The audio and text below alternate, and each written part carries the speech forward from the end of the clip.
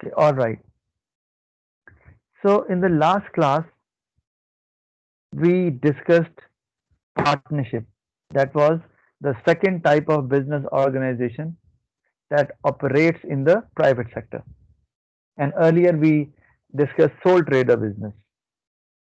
So before I move on to the third type, that is limited company, let's discuss, let's revise the concepts which we studied in the last class. And my way of revising it, that I'll ask few questions from you related to the concepts we studied earlier. All right. So starting with Sufyan Naim. Sufyan, can you explain me what is a partnership deed? What's a partnership? Partnership deed. So partnership, it means a business owned by two or more partners with shared capital and their responsibilities. Okay, all right. But that is the definition of partnership. Okay, all right. Just mute And your sir, mic. Yes. so Anything else? the profit and loss shared between the partners All according right. to the issue. Okay. Bilal Jamil. Sir, a partnership deed is when the partners they agree to a ratio between each others. They sign a contract. Okay. Regarding the profit, loss, Yes, yes. and the capital invested or going to be invested in the business. Mm. Right. Okay. Thank you. So basically, partnership deed is a kind of a document. Partnership deed is a legal document, and that consists of a legal contract between all the partners who are going to share responsibilities, uh, shared capital with shared capital, and they agree on the ratio through which they are going to share the profit and loss of the business as well. So remember, partnership deed is extremely important because I told you that later that can be used in case of any legal matter. If there is a conflict between partners regarding any legal issue related to the business, then that partnership deed can be used even in the court as well. So that is a legal document which can be used as a physical evidence as well in the court against any other partner. Let's say the partner who is dishonest, right? Okay. Um, Lareb Furkan. Okay, we say that partnership business has more capital. This is an advantage. Can you tell me how it is an advantage? Because there are more people as compared to sole trader business. There is more capital invested by each of the partner, Right. Okay. All right. So, why it is relatively easier to raise finance? because there are Now, more people. fine. And That's right. One of the reason is that there are more owners or partners. What could be another reason? Sir, people are willing to work there. the banks might be able to give loans because they feel that it is going to grow. All right. Yeah, that's right. So banks may have more trust in such kind of businesses because they feel that if loss occurs, because it will be divided among the partners, so business will be able to bear that loss. But obviously, there has to be a limit as far as loss is concerned. Because yes, partnership business is a bigger business than a sole trader, but it is not the biggest. So yes, that's right. Because so in case of sole trader, even a small loss is difficult to bear because there is only one person to bear that. In case of partnership, it's easier to bear. So that is why there is less risk involved in lending money to such businesses. Okay, all right. Let's move on to the third type of business organization. That is what we call limited companies.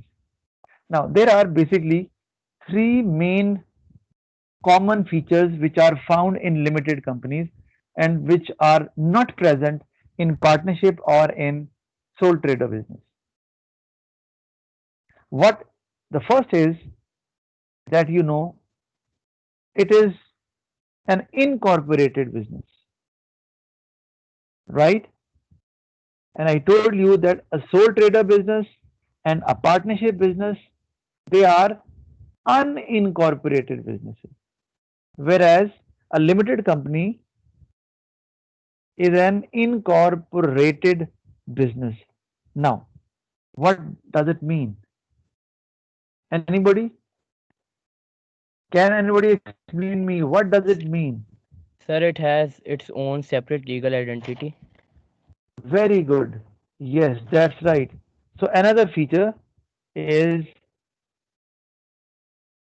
separate legal identity. So that means that the business will have their own profit, their own property, their own losses, and owners will have their own share of profit, loss, and the assets. So, if it is so, it means I told you earlier that if business is bound to pay a certain amount to a supplier or to a bank, and business is not able to pay, what happens? Owners are not supposed to pay because of this reason. And what do we call that term? You know that? We discussed that in the because limited companies they have a feature of having incorporated business. For that, Mhm. they have their own apart from their owners. Yes, Jared, want to say nothing? Limited liability? Yes, very good. That's right. So separate, whenever there is separate legal identity, remember that shareholders feel safe because they know that the maximum amount they can lose, that is the money they have invested in the business already. They cannot lose more than that. So they will only pay their share of loss, and after that they are not responsible. Why? Because owner and business are different. So separate legal identity leads to limited liability, and that means that the owner's liability to pay the loss or to pay the amount of the loan is limited. Now, it is limited to what extent?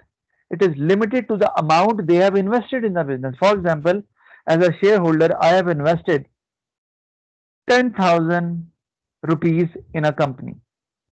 Now, if company suffers loss or company is unable to pay to suppliers or to the bank or to other institutions, then the maximum amount I can lose, that is 10,000, because it is already in the business, it is in use. But if the loss is bigger than that, I am not supposed to pay, and they cannot even force me to pay. Now, what will happen? We'll say business is unable to pay. Let's say. Now, in this case, a, a case will be filed in the court against the business, not against the owners, because of the feature that business is different from the owners. So, whatever contract the business gets into, only not the, and one of the reasons why owners are responsible. Owners Excuse me, sir. in limited come. Yes, please. Yeah. Sir आपकी आवाज बहुत cut रही है. Um, is it the case with everybody or only Faria? Is my voice clear? No, sir. No, sir. No, sir. Okay, all right. Okay, just wait.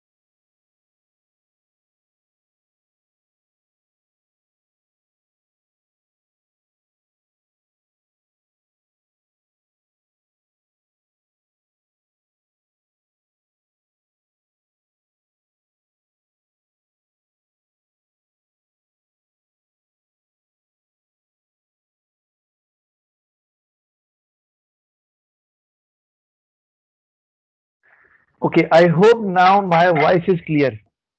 Is it clear to everybody now? Yes, sir. Yes, Faria? Yes, sir.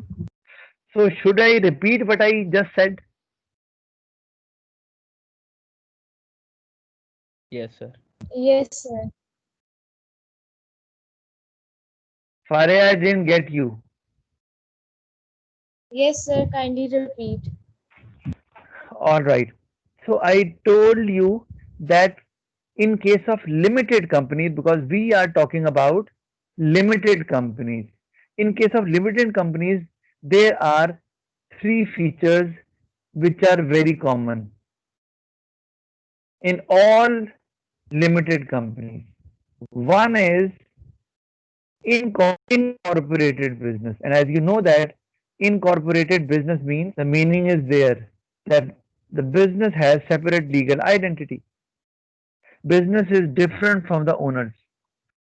And because of that, business has limited liability. So now, what are those features? That is feature number one, which is quite common. This is the feature number two, that is limited liability. And the third is, okay, let me write it. Now, the third feature is, that is, let me write there, continuity. Now, I told you that generally, in case of sole trader business, it has a short life. It is not because that sometimes it has to face a huge loss and sole trader is not able to pay it back. Yes, this is one of the reason. That's right. It can happen with a partnership business as well. But here we are talking about in particular the the feature that is separate legal identity. If an owner dies, what will happen in case of sole trader business? It will come to an end. Same is the case with partnership business. If a partner dies, either they will close down the business or they have to decide whether a new contract needs to be formed because now there is one partner missing. Okay, in case of limited companies, what happens if one of the owner dies? Now, in limited companies, we call owners shareholders.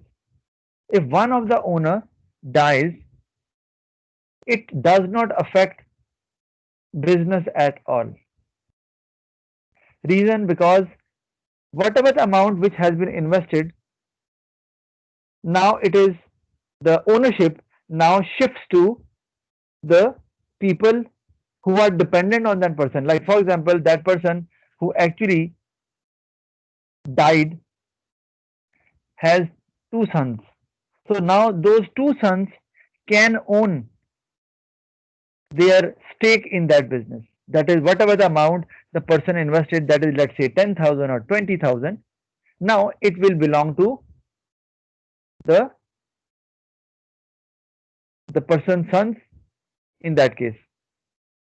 So it means continuity will remain there.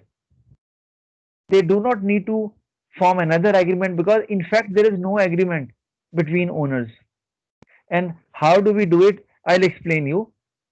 But right now, just understand this concept, that continuity means that it won't affect the progress of the business or the life of the business, even if one of the owner or more of the owners die. Why? Because the ownership automatically shifts to their family or their dependents. And that does not happen in case of partnership and sole trader. In sole trader, it's not possible, and in partnership, the consent of other partners is required. Right now, okay, let's discuss it, that how you can become an owner of a limited company.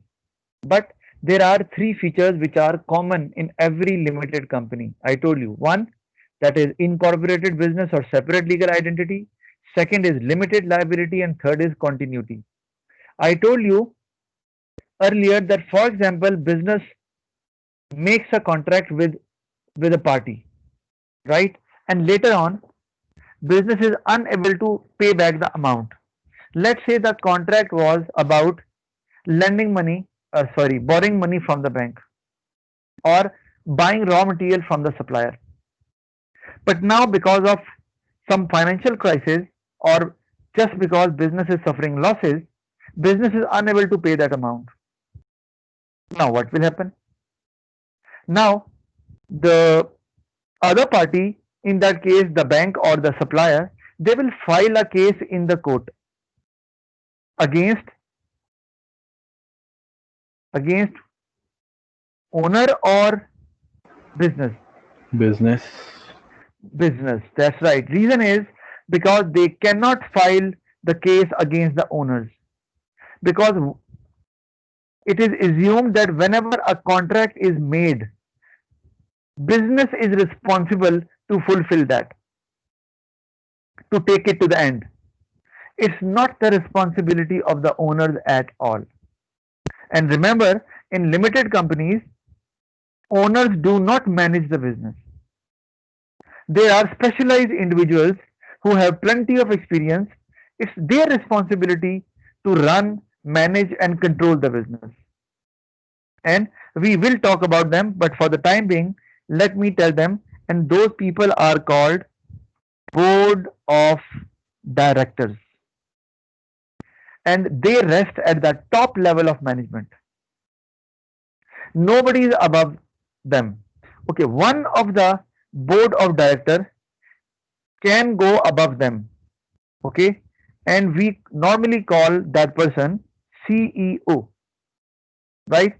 So CEO can be at the top of board of directors, but CEO is also the board of director. So you can say this is the top tier of management in a limited company. Doesn't matter whatever the nature of the business is. So at the top, you will always find a CEO or a chairman, right? And then board of directors come. And normally board of directors, they sit in the head office. They make policies. And then they spread this information to all branches, how to implement those policies. And what are those people who manage branches? Can anybody tell me? Manager. Very good. Managers. Fazan. Great. Managers are hired by board of directors. Okay, and they are responsible for their respective branches or shops or factories, whatever it is. If it is a factory, there will be a factory manager. If there is a shop, there is a shop manager. If there is a hotel branch, hotel manager. So they are appointed by the board of directors in case of limited company. Now, the question is, okay, so managers are the people who actually work at the ground level. They have a direct interaction with the customers, workers, and other staff members. Whereas board of directors do not have an interaction at all with the staff members or customers. Why? Because they operate from the head office. And normally head office is located in one of the city of the country. Like in Pakistan, Karachi is actually the focal point in that case. And there is a place there, I Chandigarh Road. You find if somebody has experience visiting Karachi, so must be able to know that majority of the head offices are there in Karachi. All right, and you know that earlier the Karachi was the capital of Pakistan as well. So maybe because of that reason as well. And it is a one. It is the one of the biggest city in Pakistan as well. In fact, the biggest. Right. All right. So now, how board of directors? Do you really think that board of directors are hired, or who hires them? Anybody?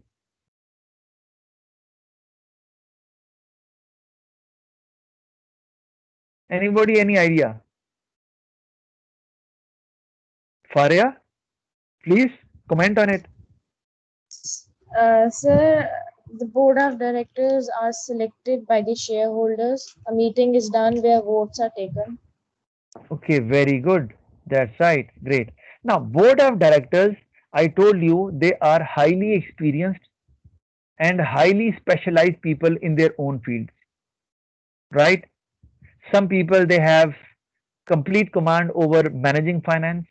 Some people they are expert in managing workers, right? Some people they are expert in using resources to produce certain types of products, right? So, what do? You actually want to select a panel. And in fact, I won't use the word select. Board of directors are always elected. Do remember that. Board of directors are elected through election. And election is done through a meeting and we call it annual general meeting. Annual general meeting, as the name suggests, that it is held every year, right?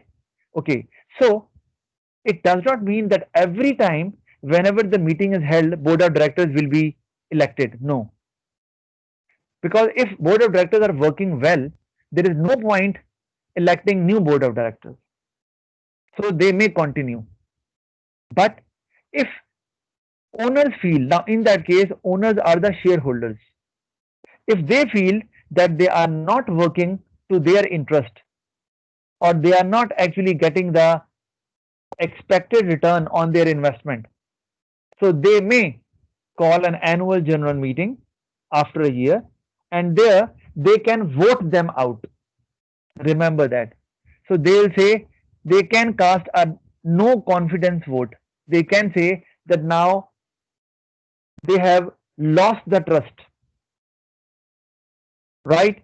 So in that case, the panel of board of directors can be removed from that post. That is the highest level of management in a business or especially in a company. So then they elect another board of directors. And for that, obviously, all shareholders they cast a vote. Now, voting power is not the same for every shareholder, as is the case with ordinary elections. You know that we also cast a vote right now. Do you know that? That we cast a vote and then a government is uh, elected, right? So, but here every member of the country is having only one voting right if you have your ID card. But in case of election of board of directors, all shareholders they do not have the same voting power. Now, when I say the same voting power, do you know what does it mean? Anybody? Depends on the amount of shares that a person holds. Very good. That's right. So board of directors are also called BODs, right? Election of BODs is held, and as Larev said, that voting power depends on the number of shares held by a shareholder. Like, for example, I am a shareholder, I am the owner of the business, but my interest in the business is, let's say, 30%. And what does it mean? It means whatever the amount which is there in the business, out of that, 30% belongs to me. I invested that. So now it means when I will be participating in the election and I will be casting my vote, I will cast one vote, right? But it will be considered that 30% of the shareholders have cast their vote. I will have the power equal to 30%. Reason is because I have invested 30% of the total capital which has been invested in the business.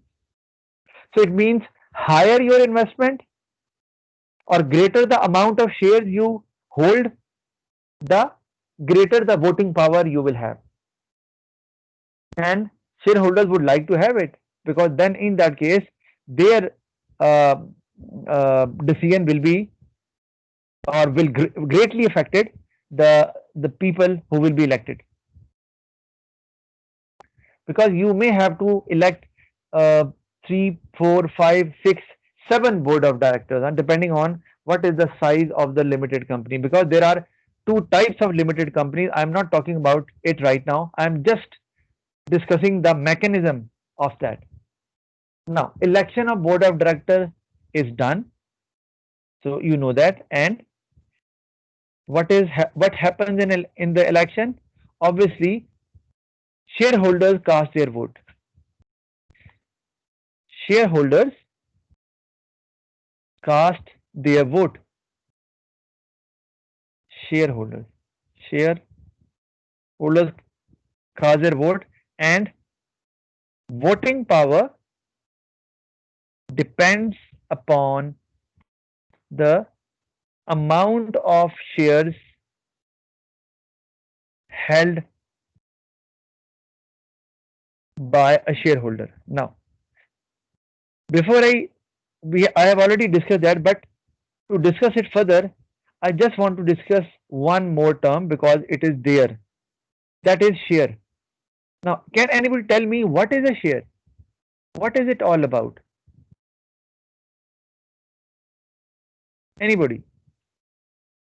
Shareholders cast their vote, and voting power depends upon the amount of shares held by a shareholder. So, what is a share?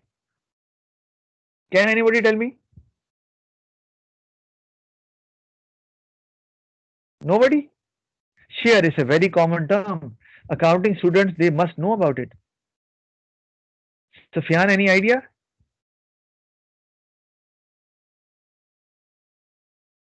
Sir, percentage of some percentage of the profit or capital. Some percentage of the profit. Okay, all right. Anybody else who wants to contribute before I explain that term? What is a share? Specifically, when we talk about limited companies. No one? Okay, share. It it is basically a certificate. A certificate given to the people who invest in a company, right? Which shows part ownership of that person. Now remember that. So basically, share or shares is made up of paper. It is a kind of a certificate. Whenever you invest money in a company, you cannot invest straight away. What you have to do, you can only buy shares. And what is a share? Share is a certificate which shows that anybody who has it or who owns it has a part ownership in the business. And how much part ownership? Either it is 10%, 20%, 30%. It is there on that certificate. It is mentioned there. How many shares are held by that person? Like, for example, if there are 10,000 shares in a company, all right, and they offer it to be sold, and one person buys 1,000 shares out of 10,000. Out of 10,000, one person buys 1,000 shares. Now, it means that the person is having 10% of the part ownership in that company. So, it means ownership actually is represented by that share or share certificate. Now, for example, if you buy 1,000 shares, it does not mean that you will have 1,000 pieces of paper or certificates. No, you will be given again one piece of paper, a one certificate on which they'll mention with a stamp of the company as well, company official, that you hold this much amount of shares in that company and whose value is this much. So this shows that you are the owner. Otherwise, because you need to have a proof. For example, if they do not give your money back or they do not give you the due amount of profit which you deserve, then obviously this is the certificate through which you can go for legal proceedings against the company as well. Because I told you, company is different from the owners, and company is run, managed, and controlled by board of directors, and shareholders basically elect those board of directors. But after election, now shareholders cannot interfere in company matters. Remember that. They cannot straight away uh, barge into the board of directors office and say, how dare you take that decision? No, they cannot do that at all. Why? Because now it is the responsibility of the board of directors. So that is why I told you earlier that if shareholders are not satisfied, because it's their money which is at stake. So if they are not satisfied with the board of directors or their working or their policies, so they can vote out all the board of directors which were there in the company, and they can go for another election of board of directors. Now, remember, sometimes it happens that shareholders, they cannot bear the panel of board of directors even for few months as well, because you know that annual general meeting is held after a year. But now shareholders want that they should be removed right now. For example, annual general meeting is held every year in January. Right now it is October or September, and they want them to be removed. Now, it's difficult through an annual general meeting because they have to wait. So for that, do you know what do they do? Anybody?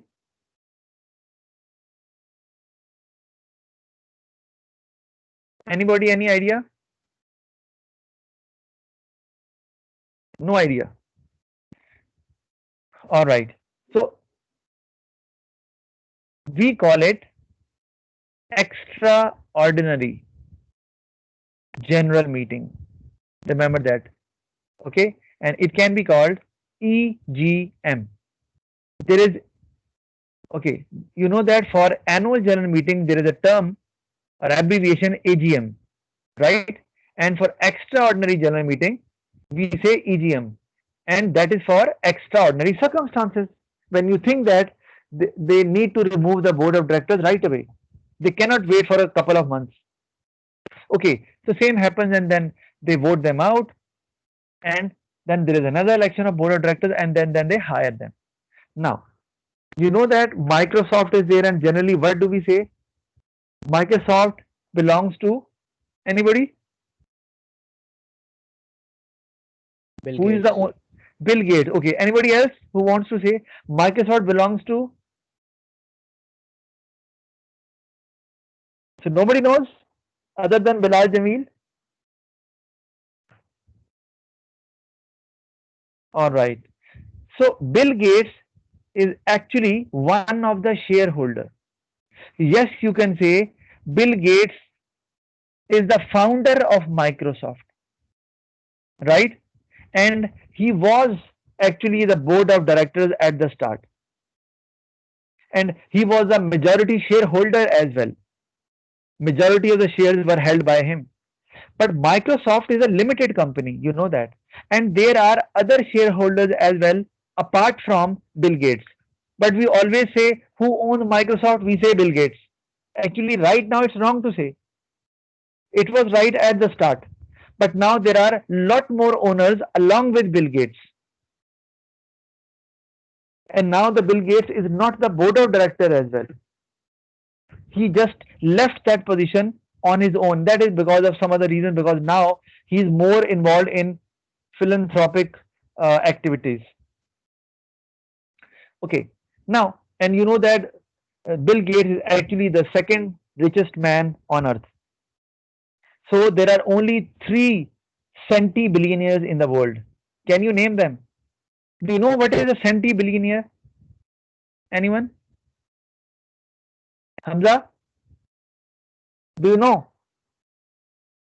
Who is a centibillionaire? Hamza bin Farouk, are you there?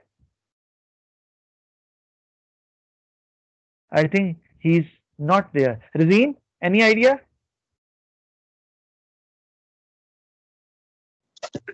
No, sir. Okay, all right. No problem. Centi means, yes, Sir, Bilal. Sir, a person whose wealth is estimated to be 100 million. Okay, all right. Okay. So good, very relevant. Centi means 100. So centi-billionaire means that a person whose total wealth is more than $100 billion. $100 billion, starting from B, not from M. So there are three people in the whole world who are called centi-billionaires. Can you name those people? One is, you know, Bill Gates. Actually, his total wealth is right now $127 billion.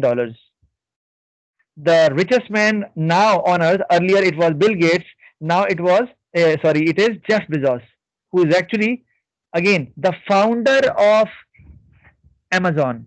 There are other companies as well, which are owned by Jeff Bezos, but Jeff Bezos was the founder of Amazon. Again, founder does not mean that that person is the only owner. And there was a co-founder as well, along with Jeff Bezos. So when company expands, obviously more shareholders come in. And then there are more than one owner in a company. Okay, and you know that who is the third one in the list? In fact, the youngest.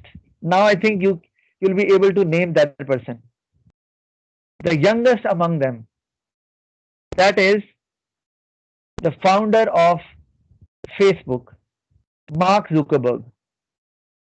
He just crossed $100 billion recently. Now I think his total wealth is equal to $104 billion. And he is just 35 years, I guess 36 years old. So he's actually too young to have such a huge wealth. Okay, all right. So all these people, they were the founders of their companies, right? Facebook is a company. Amazon is a company. Microsoft is a company. So there is no single owner in that company. You know that. So whenever a company is formed, shares are issued. Now remember how a company is started. Obviously, to start a company, you require a founder. I just explained you the example of Jeff Bezos, Bill Gates, Mark Zuckerberg. So what happens? Founders, they start their company and then they realize that right now it's difficult to handle that business and we require more investment. And as a single person, it's not possible because then it will remain a sole trader business. And then you cannot expand a business to a very high level, as you can see in case of Amazon, Microsoft, and Facebook. So what do they do then? Then they get their company registered, right? So that nobody else can use their name. Now, nobody can use the name of Microsoft. Nobody can use the name of Amazon. Nobody can use the name of Facebook, right? Because they have got it registered. Now they are safe.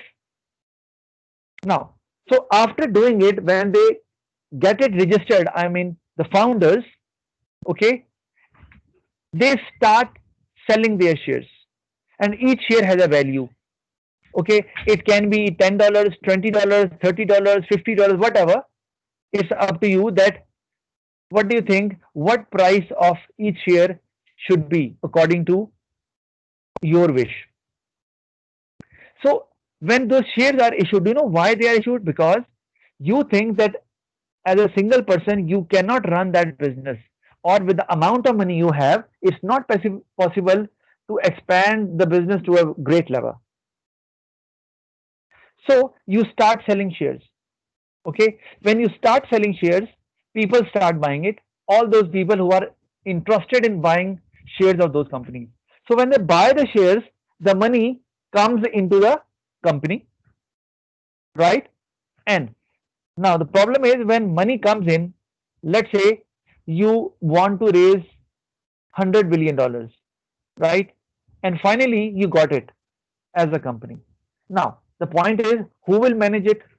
Right now there are no board of directors. So what happens at the start? The founder is actually the first director, and we call them promoters. The first director will be the founder, obviously. He is the only person to manage.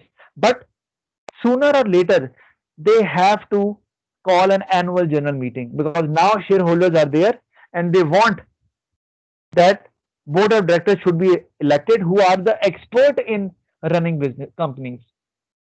So then annual general meeting is called, board of shareholders are invited, and then election is conducted over there, and that is how board of directors are elected. But remember, if a company is small, as in case of private limited company, because right now we have not discussed what is a public limited company and what is a private limited company. That is the topic we'll discuss in the next class. But remember, private limited company is smaller than a public limited company. Just imagine that. So in that case, the founders, what do they do actually? They keep majority of the share with them. It means they invest their money, okay, but majority of the shares they keep it with themselves. Why? Do you know? Do you know why? Why do they do it? Anybody?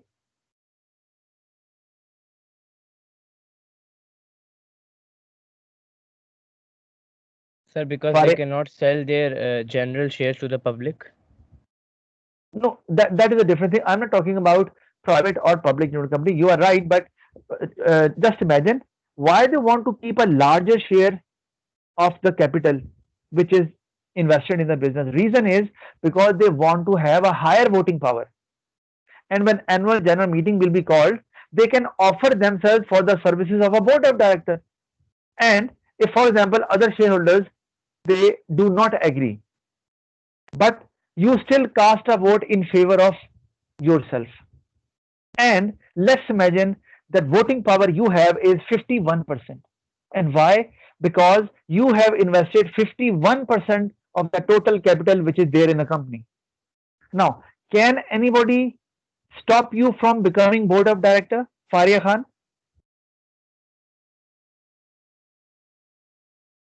Faria? Faria, are you there? Yes, sir. Answer Uh, me. it depends on the votes. If you get more votes, you can become the board of director. I think you did not concentrate what I just said. Sir, Do, can you please repeat the question? so please stay closer to your laptop or mobile. Don't go away. All right. My question is that, for example, the founder who started the company keeps majority of the shares with himself or herself. Let's say it is 51%. It means whatever the total capital which has been invested in the business, 51% belongs to the founder or the person who started it, and rest belongs to the other shareholders. Now, if that shareholder casts a vote in the annual general meeting in favor of himself or herself, that I will become the board of director. Okay, so he will be having the voting power of 51%. Other shareholders do not agree. So can they stop that person to become a board of director or not? That is my question. Faria.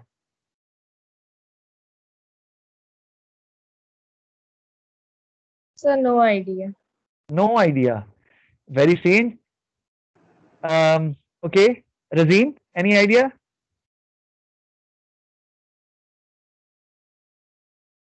Razeen Ishfaq? So since the shareholders elect the board of directors and the founder will have most of the vote rights, so no one can stop him from becoming the board of director. Absolutely. Because if rest of the shareholders do not cast the vote in favor of that founder, still the votes which will be against that person, that will constitute only 49% of the voting power. Right? 51% belongs to the founder who wants to become the board of directors. So that is why at the start, the founders, they do that. And what happens actually? When they become the board of directors, now they hold two offices. Do you know what two offices they hold? I'm talking about the founders. Anybody, Lareb, any idea? No, sir. No. Okay. The two offices they hold, one is the office of board of director, and second is obviously they are the shareholders as well. So that means that they have a dual role. One, they invest money. Second, they manage it as well. So it means they get salary as well, right? As a board of director, because board of directors are the employees of the business. Do remember that. Board of directors are not the owners of the business. They are the employees because they get salaries. Although nobody can interfere in their matter. At the maximum, shareholders can remove them from their post by voting them out in an annual general meeting. Other than that, they cannot interfere in their matter. But despite the fact, board of directors are the employees of the business, though they rest at the top level of management uh, in a company. So, and when profit is earned by the company, that founder will get the share as well from the profit. So, earnings come from two ways. One, in the form of salary of a board of director, and second, from the share of profit which belongs to that particular shareholder.